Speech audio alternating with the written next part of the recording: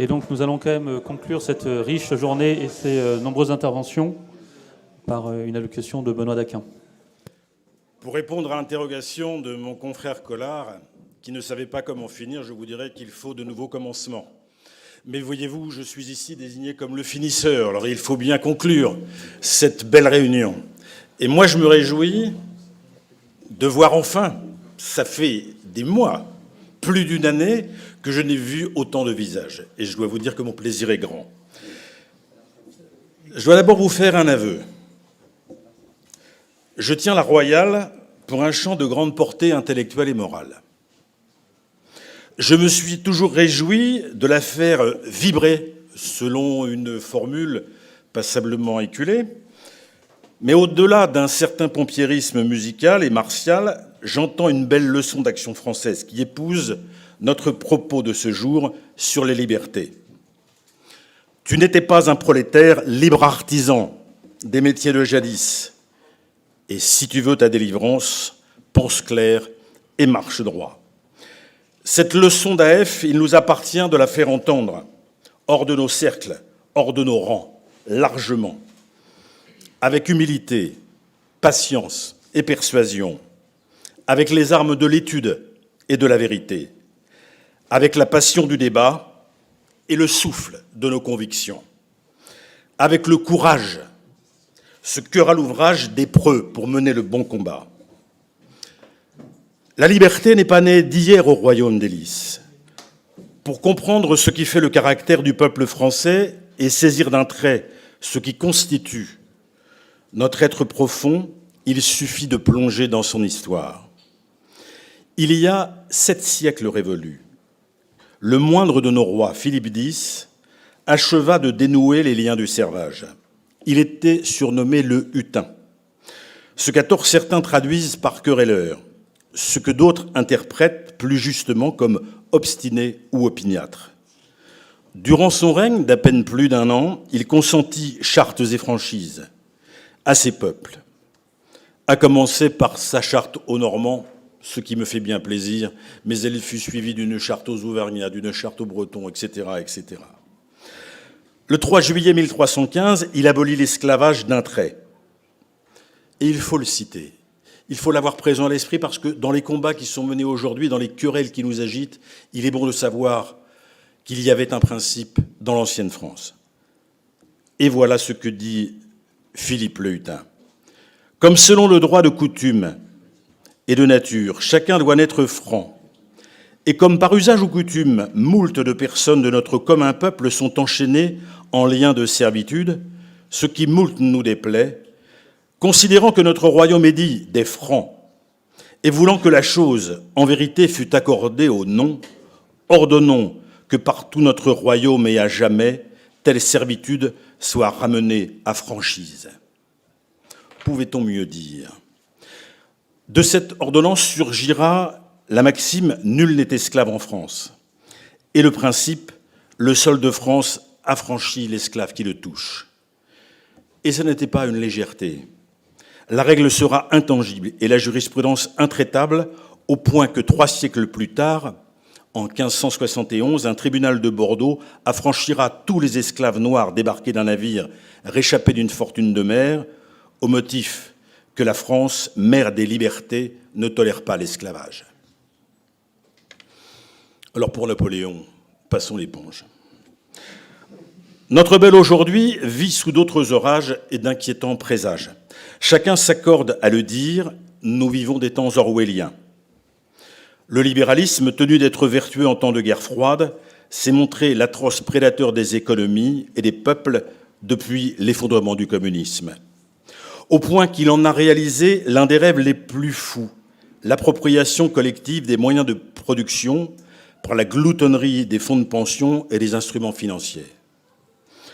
Au nom du nouvel ordre mondial et au coup de sifflet de l'étrange modèle que sont devenus les États-Unis, tout capitule devant le marché et toute culture doit abdiquer son tréfonds.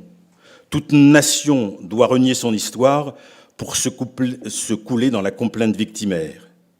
L'histoire périclite sous le couvercle de la propagande.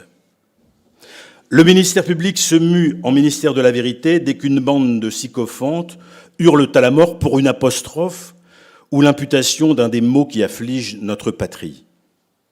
L'esprit critique est crucifié par l'étiquetage médiatique, irréfragable, extrémiste, raciste, homophobe, et vous voilà condamné au silence, soumis au pilori éternel. Technique trotskiste, verdict sans appel, qui fait l'économie de toute discussion et disqualifie à jamais. Le concert ambiant promeut une société mondialisée et une humanité façonnée sur le même établi, cancel culture aidant. Une humanité bientôt réduite à l'aspect d'un kilo de sucre en morceaux, tous identiques et bien alignés. Cette vision dénervée, écorchée, dématérialisée de l'humanité réelle, nous en payons déjà le prix à petit feu. Nous le paierons bientôt à grands embrasements, car l'histoire s'est toujours chargée de dissiper les nuées par de grands cimetières sous la lune. Ici, à l'école de l'Action française, nous en connaissons le vice et les causes. Idéaux fumeux forgés dans les loges des Lumières, idéologies formidables qui ont ravagé nations, peuples et sociétés depuis plus de 2 siècles, aveuglement obstiné des clercs devant les périls qui montent, et démission des élites qui ont usurpé le pouvoir pour mieux trahir leurs mandants et leur pays. Comme le répétait Bainville, vous aurez les conséquences. Bainville qui, curieusement, vous l'aurez noté, connaît un retour en grâce, à la suite duquel apparaît l'ombre du grand proscrit, notre Maurras. La première des libertés, la plus précieuse, nous le savons, c'est l'indépendance de la patrie. C'est la belle leçon de Jeanne, que nous honorons aujourd'hui. Or, notre patrie, la plus belle qu'on ait vue sous le ciel, gît et se tord sur le lit de Procuste depuis qu'est tombée la tête de son roi. En faisant monter au fronton des mairies et des tribunaux sa devise trinitaire, liberté, égalité, fraternité, la République n'a cessé de piétiner les libertés concrètes, de rompre les équilibres entre puissants et faibles, d'exciter les factions et d'entretenir une guerre civile permanente. Elle a détruit la famille et confisqué l'éducation des enfants, liberté essentielle. Notre France est corsetée par les traités qui la ligotent à s'emperler. Cette reddition imputable à la République est consommée par l'étau européiste. Plus de monnaie, plus de banque centrale, plus de maîtrise des lois de police. Une politique budgétaire inféodée au diktat de la vacuole bruxelloise.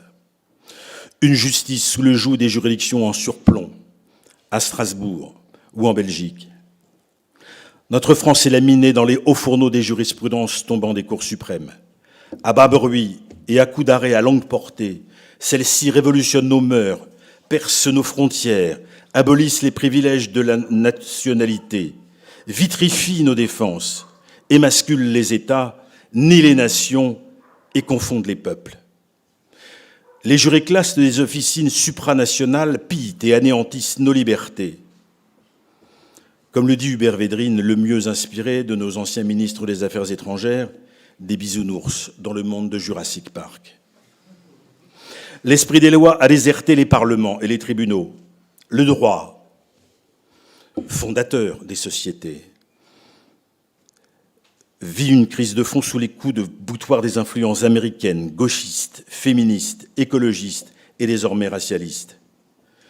La Révolution avait tout ravagé, l'Empire tout laminé, la République tout trahi, l'Europe tout aspiré, le libéralisme tout dominé.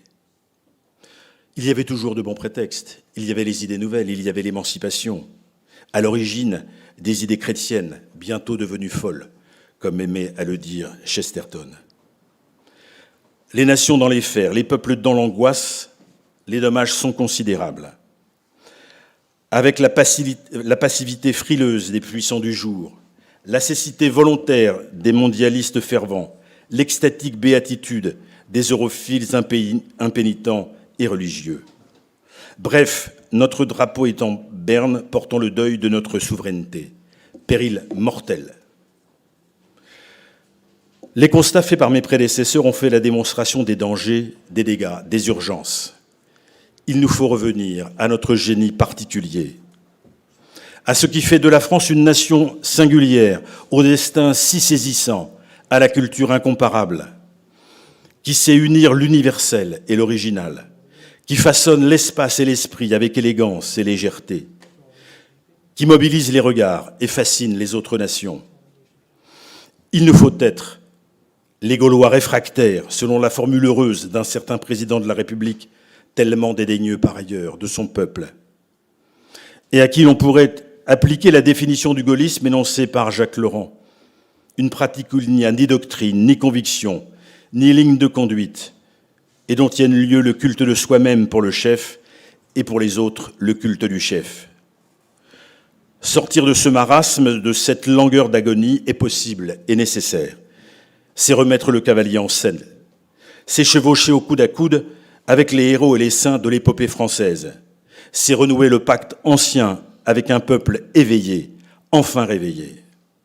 C'est aussi gagner la dentelle du rempart, non conçue pour le décorer, mais pour défendre la cité. Alors avec Bainville, ayons l'audace d'entrer dans l'arène, non pour amuser le peuple, mais pour défier César. Ce qui est dangereux et haïssable, c'est le simulacre de l'action, disait-il. Avec Jeanne, osons prophétiser. Les hommes d'armes batailleront et Dieu donnera la victoire.